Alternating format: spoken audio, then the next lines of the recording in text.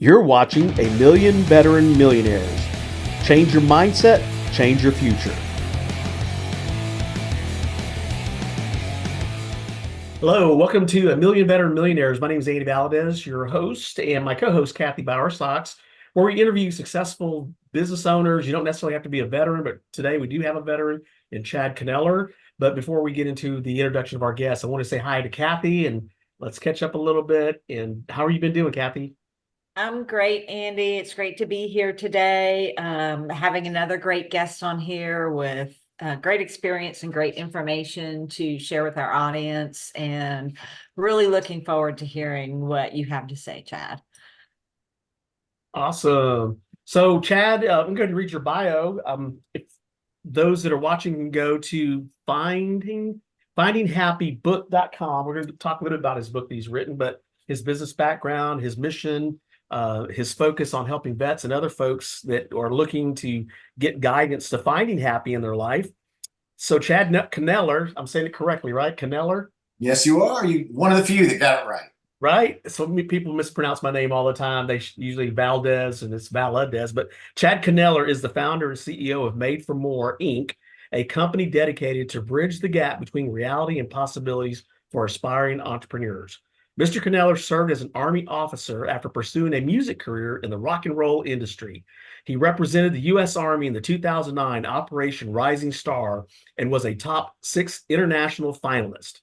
He's had the opportunity to speak in front of tens of thousands of entrepreneurs over the last 6 years and is a highly sought after sales trainer in the field of health and wellness. Chad and his wife, Jari, have a strong passion to coach married couples to not only survive, but thrive. Mr. Kneller has 3 children. Gavin is 13, Ava is 10, and Elijah is 7. And you don't live in Tennessee now, you live in Texas. All right. Welcome to Texas. Welcome to Texas. We're glad. Happy to be here. Yeah. So thanks for being a part of this conversation. Again, we've had many different types of guests with different backgrounds. Yours is unique in that you are a serial entrepreneur. You have that husband and wife message and family. It's no longer a little house on the prairie. It's little family on the freeway these days. And after reading your story, I mean, it gives hope. It gives that we can survive these trials and tribulations that we face in life. And so part of that is entrepreneurship, part of that is fitness, part of that is growing your community. I mean, that's what I've seen in your writings and what your mission is. But you have the floor. Just speak what's on your heart. And Kathy, if you have questions, jump in like you always do, and we'll just kind of vibe on this thing as in a rock and roll way. That's right. Hey. Well, I'm just happy to be here. 50, just turned 50 this year. So, I think 50 is a good age to kind of look back and reflect over the last half century or so, And by the way, I remember when I was in my late 20s how 50 seems so old. But when you hit 50, you feel pretty young. At least I feel young at 50. I'm like, man, I'm not even halfway there yet, right? And so, I've just dedicated a lot of my life to doing things that matter with people who care and just want to make an impact. I want to leave a legacy for my kids and my grandkids, and pretty much what I think every father and husband wants to do.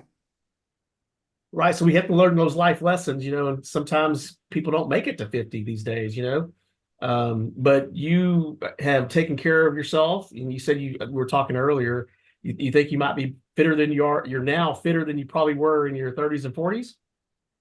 Yeah, well, with 2 teenage sons, you kind of have to be, right. And my wife's 7 years younger than me, so I have to stay young for her. I've got to stay young for my 19-year-old because he thinks he's already stronger than me, and he's just not quite there yet.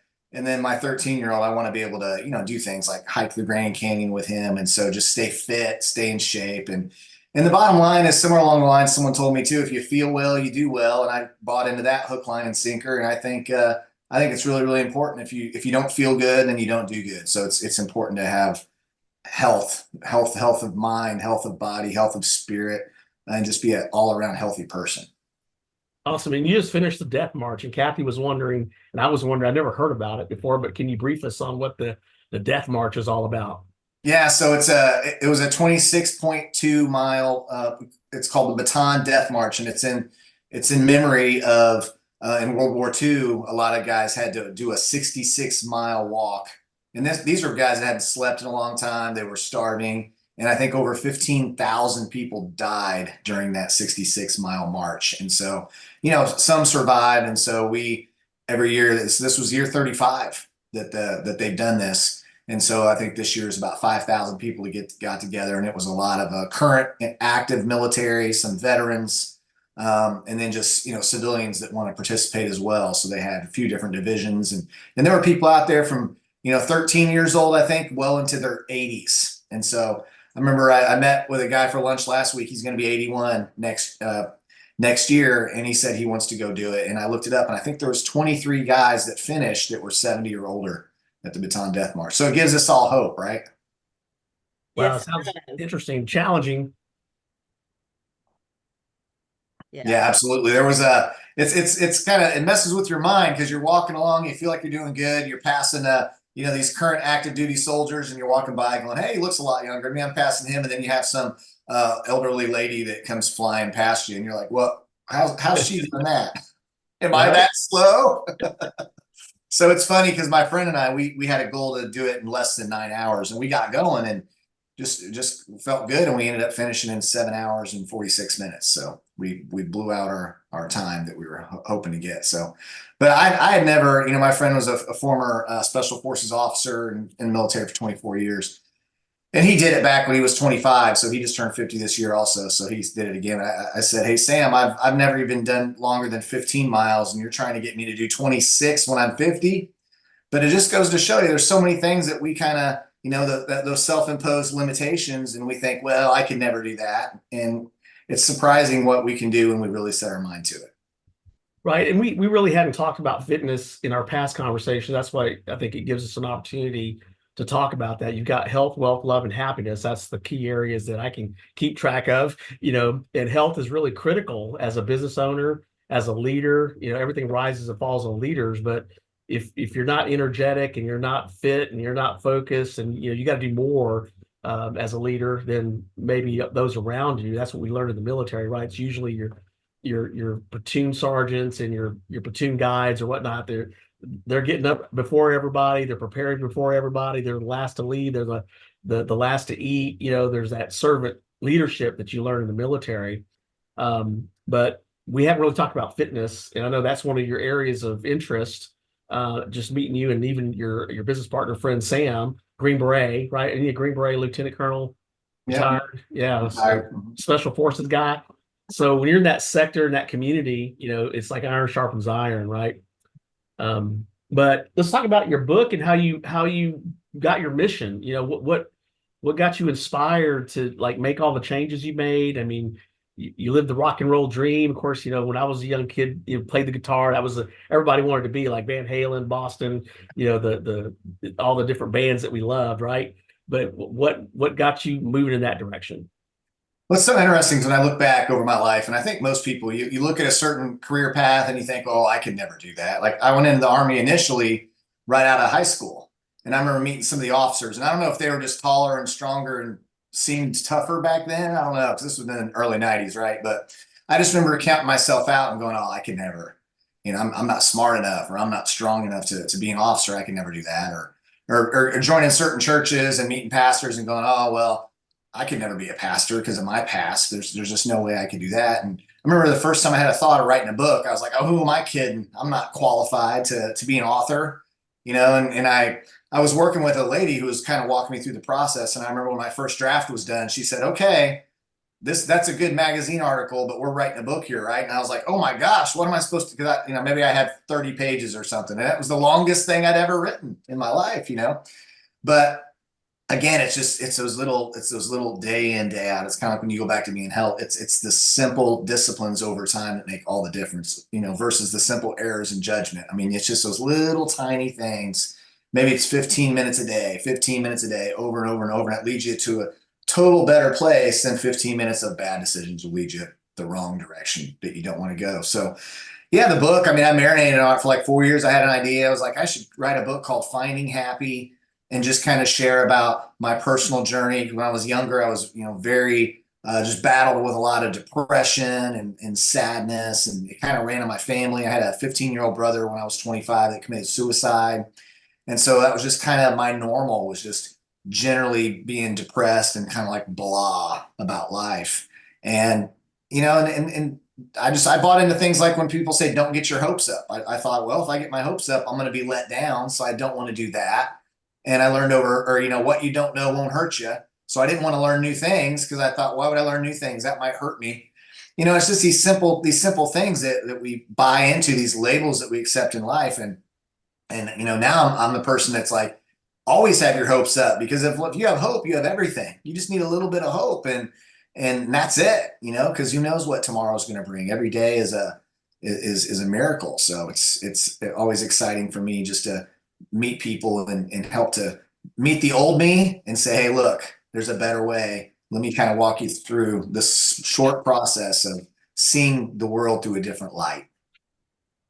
Now, I know that this was a subject that Kathy wanted to address, just the depression and just having to motivate yourself. And you're a trained therapist, right, Kathy? And you've helped people Yes, deal with some of these issues. I'm a former psychotherapist and my specialty was trauma. And I dealt with crime victims, women in violent relationships, and soldiers and veterans. And that's part of where my heart for veterans came from. And, overcoming severe depression is not an easy thing to do, but I'd be very interested to hear, Chad, how some of the steps that you took, like you were talking about a little while ago, about 15 minutes a day, doing this, doing this, doing this, and creating those good habits that then build your character and who you are and who you become. How did you use some of those things, or what were some of the concepts that you used to overcome that? And then how do you apply some of what you learned and used to being successful in business? Yeah. So there's a lot there. So first and foremost, becoming a Christian and dedicating my life to the Lord, and the whole process that entails, right? Getting around a different type of people, getting around people that are eternal optimists. They're looking at everything through the lens of the cup's half full instead of the cup's half empty. I went from just most of my friends kind of being negative and just angry, and it's hard. I truly do believe that you are the sum of the 5 people you hang out with the most. And so those people that I hang out with the most back then, we didn't have a good future.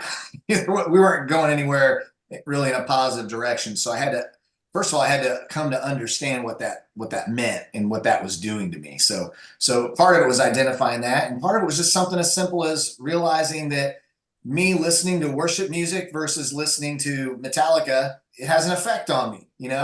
And I used to, when I was growing up, I was in sports. I kind of embraced this feeling of being angry. I was in rock bands, and it was a way to vent, and everything I did, it was anger. And when I was younger, the only way I felt like I wasn't angry is if I would have drugs or alcohol. Drugs or alcohol would mellow me out. And I just thought, oh, this is just who I am. I'm just an angry person. Well, the truth is, I would condition myself to be that way. I was around angry people. So when I met my wife and we found out we were going to have a child, I thought to myself, oh my gosh, this kid's going to be all messed up if I don't make some changes, right? Because I knew that he would be a reflection of me. I knew enough to have that instinct, I guess, that what I did would matter with being a father, and I wanted to be the best father that I could be. So that was part of the journey, and just health and just getting around great people who used to be where I was and they'd gone somewhere better. And this idea of personal development, this idea that if I just improve myself 1/3 of 1% every day, then after a year, I'm 100% different. After 5 years, I could look back and go, oh my gosh, who is that old person? And I really latched onto this saying that a guy named Jim Rohn said, and he said, if you'll change, everything will change for you. So at some point there, I just quit blaming. I quit blaming everything else for my position in life, and I started taking responsibility and saying, all my choices got me to where I am now, and so I can most definitely make brand new choices and go to a brand new place. And that started to that was very, very exciting for me. And kind of a culmination was when I met my wife. I literally, just went through a phase. I didn't care. There's a lot of rock stars that died at age 27. I thought I was going to die at age 27. And so I'd amassed quite the fines and unpaid parking tickets and driving. I would get like a ticket and just not pay it and not go to court. And I just didn't care. So after I met my wife, we were knowing each other about a week, and a couple police officers came into a bar we were hanging out, and they hauled me off with had 7 warrants for my arrest at that point in time. And so I had to end up going to jail for a couple weeks, out of that whole process after I paid a lot of money. I had to go to jail for 2 weeks. And in jail, I read the whole entire Bible when I was in jail. And it was it forced me to slow down, to stop, to reflect, and to decide I was going to become a whole brand new different person. And that's what I've done since then. So it was definitely a process, though. It didn't happen overnight. You hear about these people, they just have like a snap and everything changes for them. No, it was like 3 steps forward, 2 steps back for me, and constant going through that process. Well, change never happens instantly. And we seem to think that when we see people being successful, they seem to be an overnight success. What we don't see is the 10, 15, 20 years behind them of the struggle and the work and the choices, failures that helped build them to that success. And you're right, change never happens right away. And I think it's all about making the right choices and making better choices for ourselves. And so I know that you are a serial entrepreneur. Tell us a little bit about some of your businesses and your experience there. So I don't know, I just love the idea of being an entrepreneur. Right? Even when I was younger, I think I was in 5th grade, and a friend of mine, I always joke about it being my first entrepreneurial project. A friend of mine and I, we love baseball, and we studied baseball. So we decided one day in 5th grade, we're going to make our own baseball catalog. We're going to talk about the up and coming rookies. We're going to make our predictions for the teams this year. And I'll never forget that we made this catalog, and we were so excited about it. We found a baseball card magazine, and we put an ad in there. Send us a quarter and we'll send you our catalog. Well, quarters just started piling in through the mail. And what we had not thought about with that first business venture was the cost of printer ink, the cost of printer paper. And so the first time we ran out of paper and ran out of ink, we said, my friend's dad said, well, you guys got to pay for this out of your money you're making. And we're like, well, we spent it all already. So needless to say, that didn't go real well. And then later in life, I lived in it was like an old way station, and we paid all of our bills by having parties on the weekend. And at one point I had like people directing traffic. I mean, it was in a commercial zone, people directing traffic, people going out after the bars closed and handing out little business cards to invite them over to our house. And that's how we paid all of our bills. So I'm kind of just wired that way.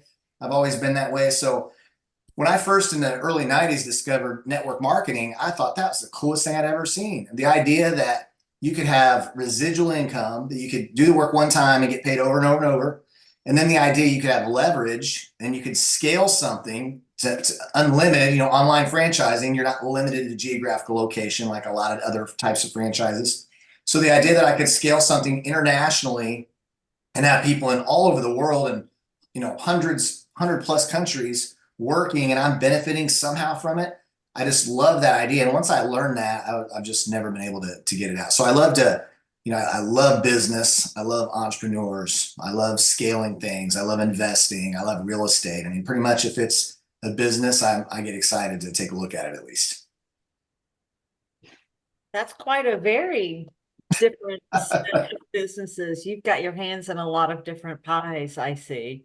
So over the course of being successful as a serial entrepreneur, what are some of the biggest lessons that you have learned that up and coming business owners who have big aspirations to become entrepreneurs? Because, not every business owner is an entrepreneur. Some are just business owners. And I think most do have that aspiration to build something big and with a big impact and that sort of thing. And there's a shift that you have to go through from business owner to entrepreneur. What have you learned through your businesses and how to make that shift? I think for me, it's just the value of time would be the first thing. Time management. I personally don't really believe in balance because, if you have a brand new baby, your balance goes out the window. If someone in your house gets really sick, balance goes out the window. If you get sick, balance goes out the window. So I like alignment. And so my calendar is my boss. And so when I put something in the calendar, I'm already thinking alignment, first of all, spiritually, I got to get in my time with the Lord every day. And then I have to have the time in with my wife, just like you charge your phone every day, you got to charge your marriage, I believe, every single day. Date night every week, and then just touch charge, talk charge, and just time alone. And then I have 3 kids, so just spending a little bit, even if it's 20 to 30 minutes a day, just individually with each kid. And then that leaves me a ton of time to do business and do other kinds of things. I think a lot of people they get confused and say, I'm just so busy, and they're overwhelmed, but they're not intentional with their time. They just feel busy and they feel overwhelmed, but they're not really getting anything done because it's not nothing is intentional. So so that's one thing as far as being an entrepreneur. Another thing that's really become important to me is understanding that my yes to one thing means I'm saying no to a whole lot of other things. And so I want my yes to be a yes. And so now, back in the day, I used to just say yes to everything. And before I knew it, I had 17 projects going on, and 10 of them were half done. And I'm like, what am I doing here? So now, I kind of laugh because I've got friends that do 3 or 4 different network marketing companies, and they'll hit me up, and I'm like, hey, I'm just not as I don't know, I'm just built different than you. I can only do one network marketing company. I can like work on one book. Some people I know we work on 3 or 4 books at the same time. Like I got to work on one book, one network marketing company, maybe one other business. I can do 3 or 4 things, but I'm just not one that can do a dozen things at once. I've learned that about myself. Well, I don't think anybody does multiple things at one time well. Anytime you shift your focus from one thing, it takes you 20 minutes to shift back to the other thing before you're fully focused on that. So I think you're very smart to not have too many projects going and too many things on the table at once, because we don't do justice to all the various things. And I've learned that in my own experience as well. I'm kind of like your friends. Oh, that's a good idea. And oh yeah, I want to get involved in that. And I want to do that. And after a while, you really can't do justice to any one of them. And some get left undone or partially finished, like you were talking about. And so how do you keep your focus in with a couple of businesses and projects that you're working on? Well, it's interesting because I have my plan, but I'm always trying to. I think John Maxwell was the one that said, "Walk slowly through a crowd." Because if you walk slowly through a crowd and you're listening, then you can hear what God's wanting to do, the whispers better, instead of just if I'm overly focused. I've been overly focused in the past, and then 6 months later, I go, wow, what happened? What just happened to my marriage? Because my wife's been upset for 6 months and I missed it because I was too focused on this and too focused on that. Because I can get like honed in like a white hot heat seeking missile on something too, where that just becomes all that I'm focused on. So I've had to learn really to just kind of take a breath and take a step back and say, okay, Lord, here's my intention today, but is this what you have for me? Because I want to say yes to everything he wants me to say yes to. And I realize that I believe in destiny and calling. And it's kind of like the parallel I would say is if you're a rocket ship and you're on the way to the moon, like a rocket ship is drifting all the time off course, and you have to constantly refocus and you drift and refocus and you drift and refocus. So I hold everything loosely. So I have goals and dreams and things that I want, but I realize that something could happen too, and could come along and I have to make a quick shift, or something better could come along that God has too. So I'm just always trying to stay focused and do things that matter, but at the same time understand that there might be an upgrade coming.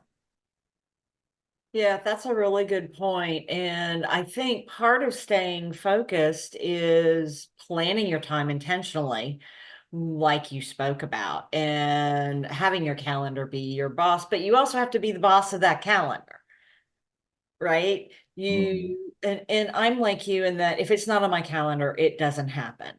And but I also think a lot of times we as business owners put things on our calendar and then there's a fire and we take that off our calendar and deal with a crisis. And I think it's really important in order for us to keep that focus that you've spoken about, to put things on our calendar intentionally, because we could just put it on our calendar and say, if something comes up, I'll do that later. But if we put it on more intentionally, then we're more likely to keep it there and stay focused on the things that are important.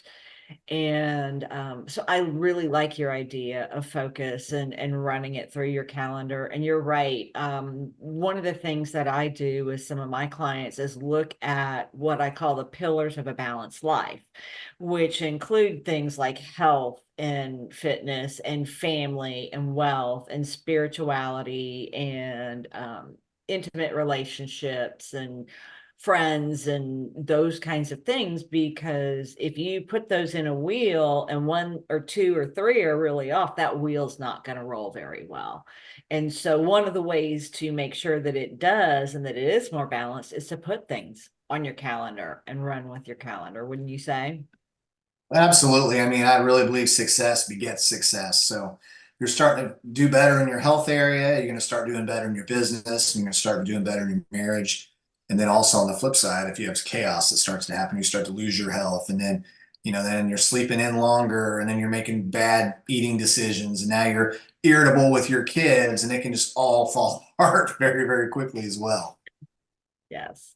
So Two things I wanted to talk about. So a while back, Kathy had us do an exercise based on Simon Sinek's book, Finding Your Why, or Start with Why. Mhm. And as you were talking about, becoming a Christian, Jesus wept. He was a man of many sorrows. Not that he was depressed, it was that he saw a big mission that he knew he had to accomplish. So I think he was inspired, he was dedicated, focused, right? And that, as I observe entrepreneurs, it seems like they all have a testimony, they all have a story, and they're willing to do what needs to be done to accomplish that. And then one thing that you and I talked about before we got on the call is you get off your schedule. It takes more effort to get back on the schedule than have you just stayed with it, right? You just lose that momentum. That's one of the struggles that I confided in you that I was like, man, I've got a daily schedule that I need to do, but I've been off of it and working to get back on it, so to speak. The other thing that we haven't really talked about that's really important, I think, is your partner. My wife and I have been together 43 years. We put each other through college.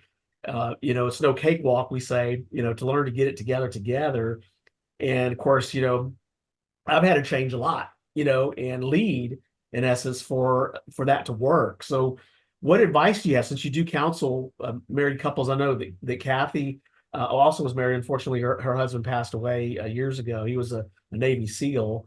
But what advice do you have for those that are, either in business together or, they're trying to make it all work? You got kids, you got groceries, you got bills, all these issues that just take away in different ways from the relationships. Yeah. Well, it's like my friend Lonnie Berger said that basically a bad marriage is two ticks and no dog, right? Meaning two people, trying to take from each other, constantly trying to take. Like I need, fulfill the scream is fulfill my needs. No, you fulfill my needs. And the best marriages are just two people trying to outgive each other, outserve each other. And that's when I found, and interestingly enough, when people are at their happiest or when they're giving the most. When we're giving our time and we're giving, our friendship and we're giving our resources, we feel better. And it's the funniest thing because the world's way is I need this to be happy. I want to get this. I want to get that. I want to take. I want to get. It's like that. And it's ingrained in our nature because think of the little 2-year-old that says, mine. They're like, mine. It's not yours. And that's the nature of us as adults. We're just little kids that are saying, mine, I want that. You give me that, you give me that. But ultimately, true joy and happiness comes from serving. It comes from giving. So all the best years, my wife and I have been married in June, it'll be 20 years. And all of our best years have when we've been just going out of our way to be the most giving to each other. And so even the worst marriages, and what's funny is you can not feel love right now, but if you just start taking an interest in your spouse and serving your spouse and thinking about ways to add value to your spouse's life and leaving them better than you found them that day, even though you might not be getting anything from them yet, you'll feel better. You'll love them more because you're loving them more. Amen. And my wife said this quip once. She goes, nothing sexier than a man washing dishes. And my response back was nothing sexier than watching a woman fold clothes. So we have a happy medium. We learn to have fun, and the other part, you want your kids to want to be around you. A lot of times you see that, kids want to be away from the parents just because they saw so much strife and problems, And we like taking our daughters to lunch and hanging out and seeing what their dreams and visions are and being a part of their life, right? So that balance that Kathy was talking about, being intentional about making those memories happen, putting it in the calendar, putting it on the agenda, so to speak. Kathy, did you want to elaborate a little bit about some of this? Well, I think you're making a really good point, Andy. And we've all lost people that mattered to us. Chad, you lost your younger brother. I lost my fiance, and it's making those memories and spending that time and doing things and serving each other, like you said, that really counts. And we can have all the things and the success in the world, but if we don't really nourish our relationships, what's it for? Mhm. Right? And so I think that the relationships in our life are really very important, and we do need to focus on those and not let them be the cost of being successful in our business, losing those relationships. And so I think you're very smart that you plan time with your wife every day. I think we all should plan time with our significant others and our children every day and have that balance, because we are more than just the work that we do. Even if the work that we do is making a living or is making a difference in the world and it's important, it's not the most important thing. It's not the only thing. And I just think that that's really important to have that balance. Yeah, and I'd realized too, and something we haven't really touched on yet, and I know this is probably more your realm, Kathy, than mine, is just everybody, has their design, the story that God had for them, and then it gets hijacked from birth, and so we end up as adults all jacked up. I mean, and I think there's a lot of trauma that happens for a lot of people, and it's hard to have a healthy marriage, or it's hard to teach your kids how to be healthy if you're not healthy yourself. And I think so many people don't realize even the trauma they're living with or that they're dealing with, because our normal, I mean, I've been in some crazy environments where I realized that person's normal was so far away from anything normal I would ever guess would be called normal. But it's amazing what can become normal for some people. So, I'll give you one quick story. An Italian friend of mine, I lived in Bloomington, Illinois at the time, and her family was from Chicago. And we're going up to Chicago for an event. So we go by her house, and we're there about 5 minutes. And my friend Jamie, her dad starts yelling at her. And then she starts yelling at him, and they're cussing each other out. And I'm thinking someone's going to pull out like a knife, start stabbing, and I'm like, I can feel my blood pressure going way up, right? And I'm like, what do I do? What do I do? It's like a friend and her dad like yelling at each other like this. Surely the cops are about to get called. Should I call them right now? And he left the room, and she kind of left and came back. And I was like, are you okay? And she just looked at me like, what do you mean, am I okay? She's like, what? I was like, yeah, that argument you guys just had. She goes, oh, that just happens all the time. That's just normal here. And I was like, whoa.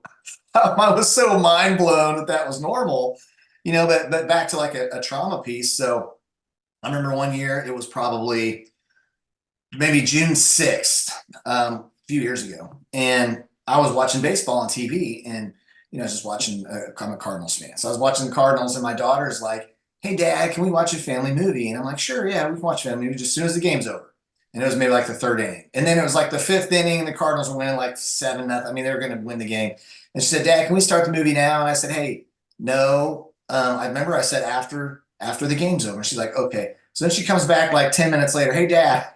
And I'm like, what did I tell you the first time? How many times do I have to repeat myself? I can't believe you kids don't listen. And I just went off the deep end. And I'm like, whoa. And I ended up stomping out of the room and saying, you guys watch the movie. I'll go watch the game upstairs. And I remember thinking later, what is wrong with me? Like, why did I just destroy my little daughter like that? And what I realized later is my younger brother, that was right around his, when it would have been his birthday. And so a couple days before that, there had been, my mom and dad are always like, they post on social media. And I always see that stuff, and I kind of sit on that for like a day or so, but I didn't realize that was still affecting me, because I really dug into myself. I was like, oh my gosh, I reacted to my daughter out of some trauma that she had nothing to do with.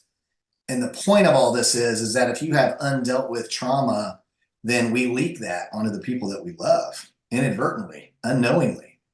And so, of course, no father, mother wants to leak anything negative onto their kids at all. But it's something that I had to come to learn to deal with, and ultimately get some help through that, and walk through that process a little bit. So that's just something that that's probably a little deeper than maybe some people are used to hearing, but it's something we all should understand, and just it's self-assessment. It's knowing why we do what we do. Why if the person pulls you off in traffic, do you feel like hitting the gas instead of the brakes and slamming into them or giving them the bird, or what is it? What's going on in us that makes us feel that way? Because do we really want other people to have that kind of power over us, where they can ruin our day, or they can make our day, or they can just destroy us for the next few hours? Some total stranger. I know I don't want to be controlled by that, like that, by anybody.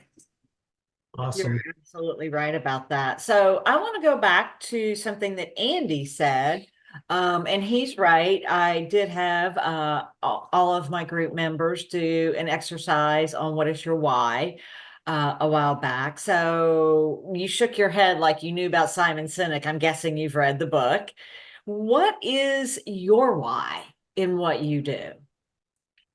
And my why is totally my family. My why is time with my family. My why is to be able to make memories with my family. I mean, I love when my kids were younger. I used to love going to Chuck E. Cheese on a Monday afternoon.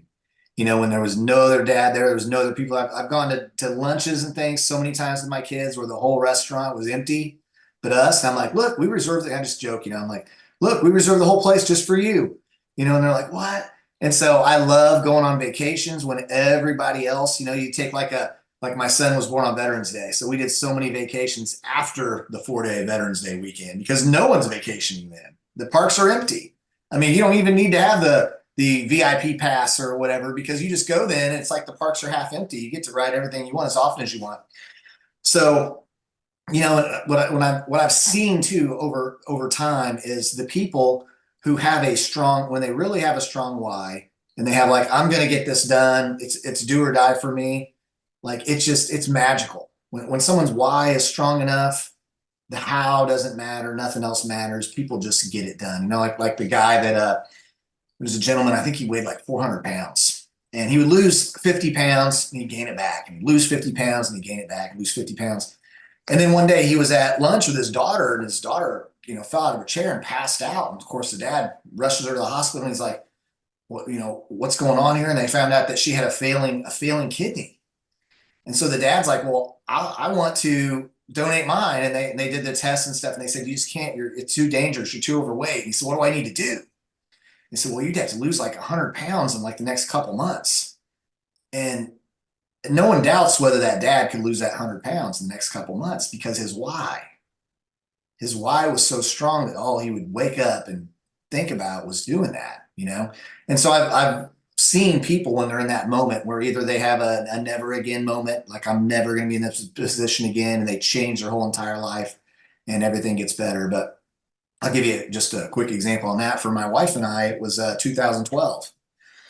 And I ended up, beginning of the year, I was an officer in the Army. I had to go through all this stuff to become an officer, because I started off as an enlisted guy. I had finished my degree while I was full-time in the military, get a lot of waivers from my past and all this stuff, to finally now I'm an officer. And at the beginning of 2012, I would have said you had to drag me away from the military kicking and screaming, because I was never going to leave, right? Well, first of all, that year I had in June of 2012, I had a buddy that deployed to Afghanistan, and he was like the most real Captain America I ever knew in my life. I mean, the guy was 20 years old, just been married, West Point quarterback, ran straight through Ranger School, just Chase Krasnicki, just awesome kid, wonderful kid.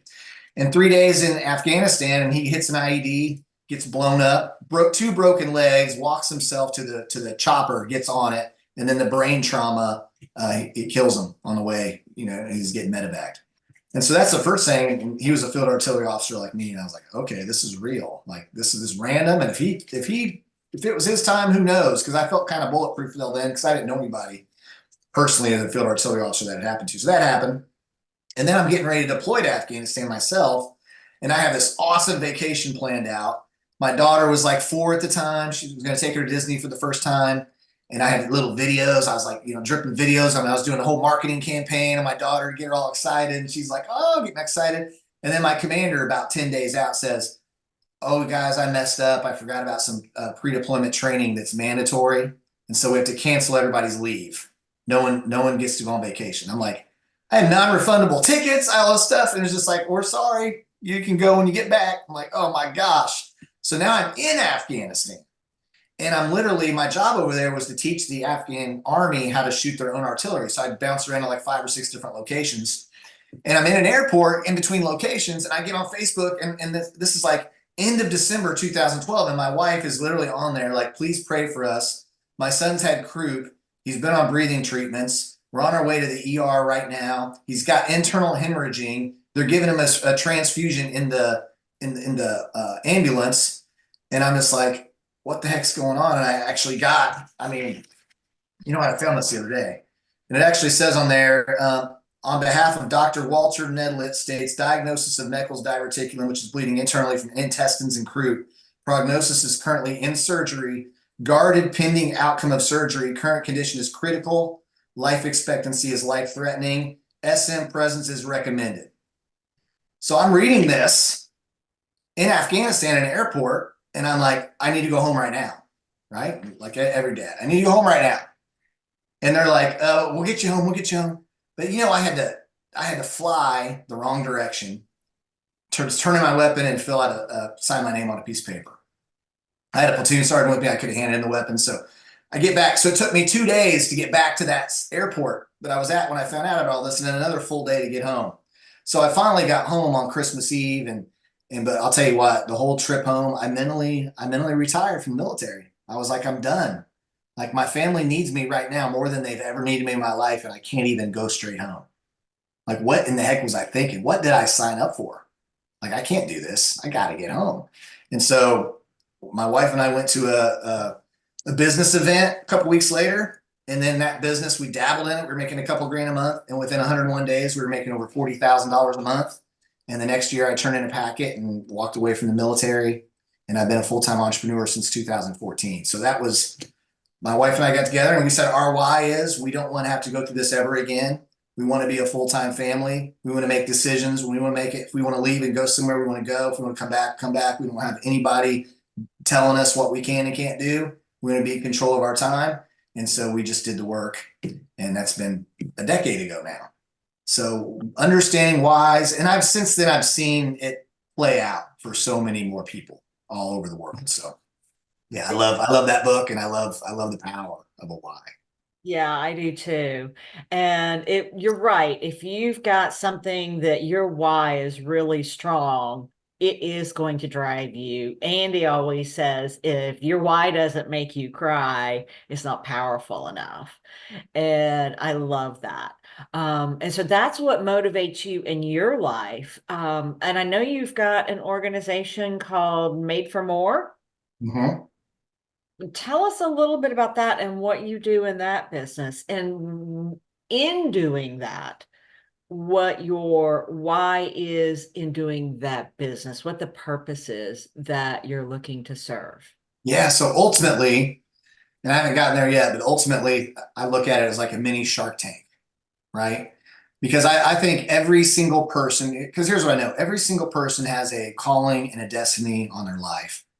But I also know the reality is that more people are miserable on Mondays mornings than that aren't miserable on Monday mornings. So what that tells me is there's a huge disconnect from what someone really wants to do with their life to what they have settled to do with their life. And so ultimately what I want to do is come in and I want to identify this person's giftings and talents and calling, and then partner with them on helping them make the transition from whatever they're doing right now to what they ultimately were designed to do and really want to do. So that's my ultimate dream. Now, network marketing has gotten me close to that, because network marketing, it provides, time freedom, financial freedom, and then the companies that I'm with right now also health. So I'm able to help people get healthy and able to help them make more money and have more time all at the same time. So what that has helped my family be successful, and helped a lot of individuals be successful. But long-term, big picture, I would love to be part of 100 or 200 or 500 different businesses where I've been able to identify someone and just give them a hand up to help them get going in the right direction, by maybe loaning someone $50,000 or something to get their business up and running. And maybe I'm a 10% partner on the back end after they pay me back or something like that. So made for more, because that's actually where the name came from. I was sitting in a sermon at a church and they were just talking about how we are made for more. And a lot of people sell themselves short. I mean, a lot of us just settle, we just say, okay, I'm getting by. It's not that bad. I mean, my friends just kind of get by. I know I worked in a freaking car factory on an assembly line for 5 years. Now, nobody's calling and destiny is to go work on an assembly line. I can guarantee you that, because it's not fulfilling at all. Nobody, not one person was excited about being there ever. You don't go, I can't wait. I'm going to go to the assembly line. I'm going to get 300 cars in a row and put these 17 screws in 52 seconds. It's going to be awesome. Like nobody wants to do that. It's a means to an end, a way to provide. So in making a move from something like that is just a means for survival and making a living, to going into whatever one's purpose is, as they're made for more, what would be your advice and guidance for those who are looking to make that transition? Oh, keep working full-time on your job and start working part-time on your fortune. And that's the mindset. That's the mindset you have to adapt, because first of all, any business that you create, I believe, will be far more profitable than any W-2 employee wages you can get. There's so many more benefits by being an entrepreneur than there is by being an employee. Just the tax benefits alone. I mean, just if you start something on the side, and even if you lose $5,000 on paper a year, you're probably going to get that back just in taxes, just from all the tax benefits. I mean, there's a reason why Warren Buffett says he pays less in taxes than his $30,000 a year secretary. Right? There's just a lot of benefit to being an entrepreneur, to being a business owner. So, but it's a process. A lot of people think about it, but it's intimidating. And I go back and I remember how intimidated I was to write a book. It's intimidating until you do it, and then you go, oh, that wasn't near as bad as I made it out to be in my head. So it's always to take a new step, to stretch out of our comfort zone, and that's why 90% of the population basically work for the other 10%, because the 10% are taking all the risk. The 10% are the visionaries. They're the pioneers. They're paving the way. They're taking all the risks because the rewards are worth it, though. And I think people on the flip side go, wow, the rewards were worth it. I would imagine that they do, for sure. So, the theme of this podcast is Million Veteran Millionaires, and the mission is to create a million veteran millionaires. And so whether somebody already has a business or they're looking to get into a business, what would be your guidance to somebody who wants to grow and scale to get to that $1 million level? Yeah. So first, just find something that makes common sense. Like I always say, start with common sense. And if you're a veteran and you're watching this, every single veteran, the fact that someone has served, they've already stepped outside the box. They already see things in a whole different light that the majority of the world doesn't see. It's like you get out of basic training and it starts to sprinkle rain. You don't run into the store anymore. You just kind of walk into the store. You see everyone else, like running, I'm going to get my hair wet. And you can always tell a veteran, because they're just like, yeah, I've been here 100 times in training, right? It's just not a big deal. So, I mean, it's just, you gotta understand, begin with the end in mind. I mean, I love the book, the 7 Habits of Highly Effective People, right? And one of the exercises they say in there is close your eyes, picture you're at a funeral home. Up there, you see your kids speaking, you see your spouse speaking, you see your mom and dad speaking, you see all your friends speaking, your coworkers speaking, and you hear everything they're saying about you, because you go up there and that's you in the casket. So how many people are there? Is it hopefully at least 6 to carry your coffin, right? It's your funeral, but is there 600? Is there 6,000? Because we get to make choices every day that determine that. How many people are going to be at our funeral? And what are my kids going to say? Are my kids even going to show up? Hopefully, right? And when they show up, I hope they have some really good things to say. And I went to a guy, and he was kind of introduced to me as a real life Indiana Jones. I met him on a missions trip. I went to Brazil. Alan Winters. And this guy, I drove 4 hours to go to his funeral. And it wasn't even, I don't think anybody called it a funeral. They called it a celebration of life. It was a true celebration of life. People videoed in from all these different countries. And they said in 55 years, because I think he died at 55 or 56, they said he'd been on over 400 missions trips. And they said, stand up if you've been on a missions trip with him. And I think over 2,000 people stood up. And they started talking about all the different types of groups that were represented, because Allen was known as the General of Unity in Atlanta, Georgia. He would get the Baptists and the Pentecostals and the Catholics, and he'd get everybody together on a trip together, because it wasn't about where they were from or what denomination. It was about going and serving. And so he'd get all these people together, and his son got up there and he said, Dad ran his race so well that he got to the finish line before any of us did. And I thought, well, that's cool. And then at the end, they had the family stand up. There was like 5 or 6 along the front to console the people that were there, because everybody was upset, more upset that he was gone than the family who was celebrating that he was gone. And I was like, man, talk about a guy that left a legacy, that lived about 5 lifetimes in one. I was like, we can all learn a little bit from Alan Winters for sure. Absolutely. Andy, do you have anything you want to jump in with, or other questions you want to ask? Yeah, that was a great example. I think you mentioned that in your book as well. I think E-Myth writer Michael Gerber said, because people have, what's that perfect day, or what's that life impersonal mission? That funeral day is something that, maybe is a takeaway. I actually went through that exercise and said, okay, who do I want at the funeral? What are they saying? And then, of course, you go live that way, right? So that's part of it. Now, for this platform, you don't have to be a veteran to be part. In fact, if you are successful, you're part of a million veteran millionaires anyway. We've adopted you, and so the spirit of this thing is collaborative.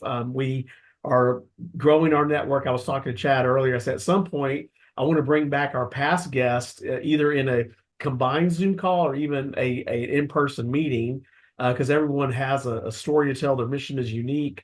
Their calling is unique. And today, again, we've talked about subjects that we haven't really talked about in the past. They were a lot more personal, a lot more emotional, a lot more reflective, because this is life. Business is business, but life is life as well.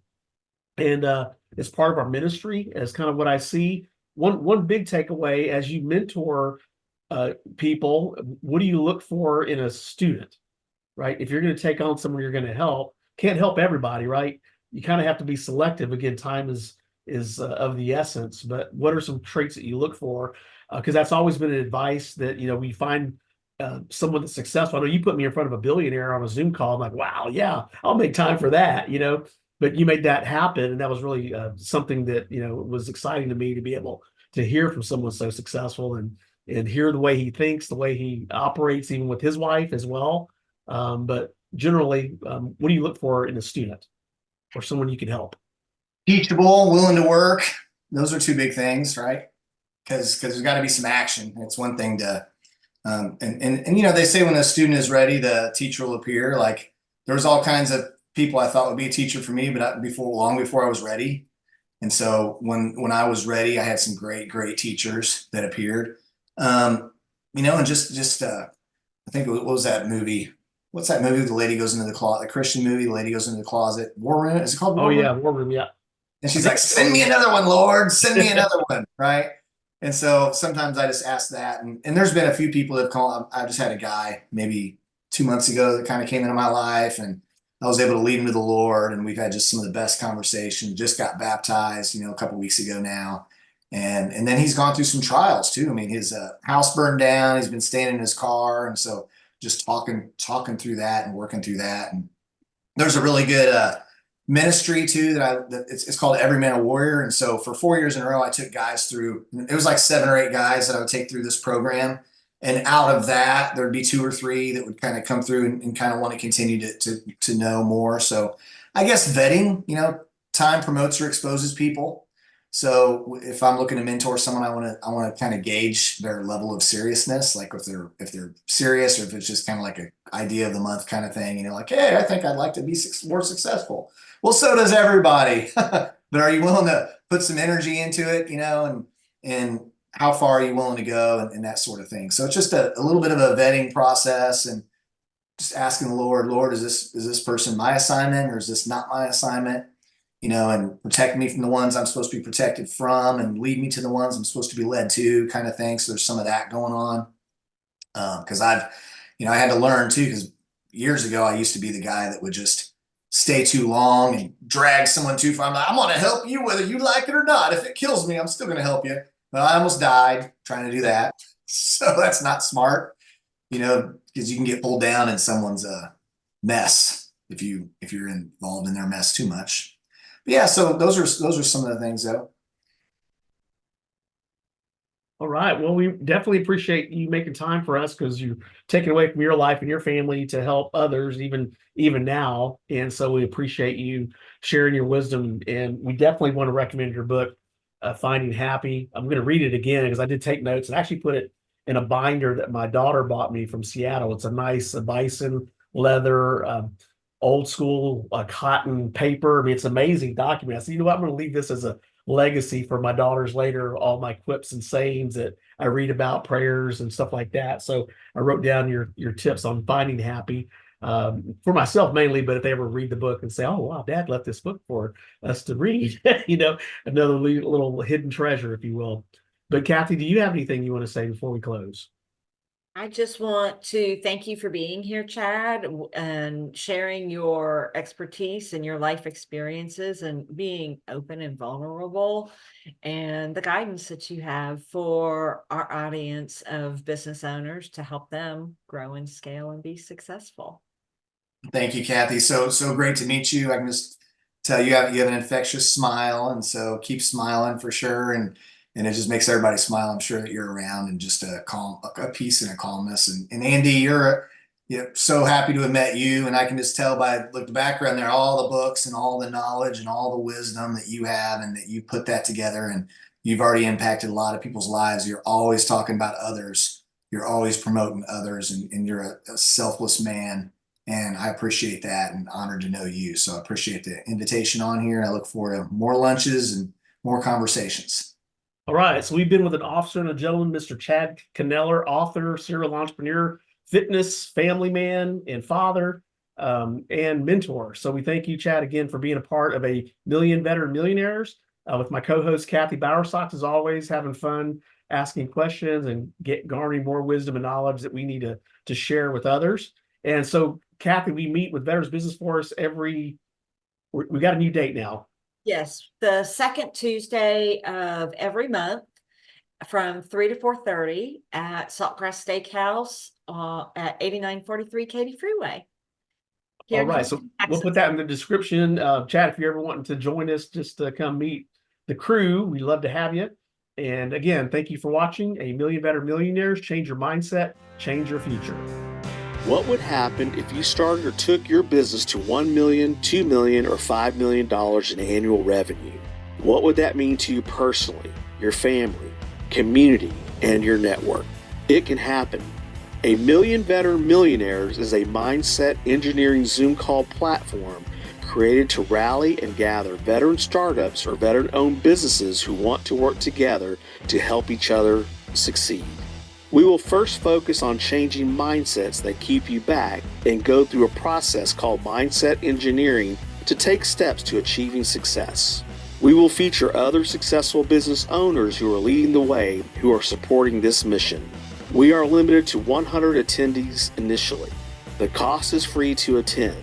If you would like to know more, please visit amillionveteranmillionaires.com. You deserve to have a successful business, and we want to help you. Change your mindset, change your future. My name is Andy Valdez, founder of Marketing Dynamics. The late Peter Drucker, the father of management theory, believed marketing was critical to your business. He said the purpose of a business is to create a customer through marketing and innovation. Strategic marketing equals immediate success. We offer you speed to market without the speeding tickets. Work smarter, harder, faster. Marketing Dynamics, because the market never stays the same. Please visit teammarketingdynamics.com. America needs veterans more than ever. As a veteran business owner, you are equipped with a focus, professionalism, and dedication that is rare in the marketplace.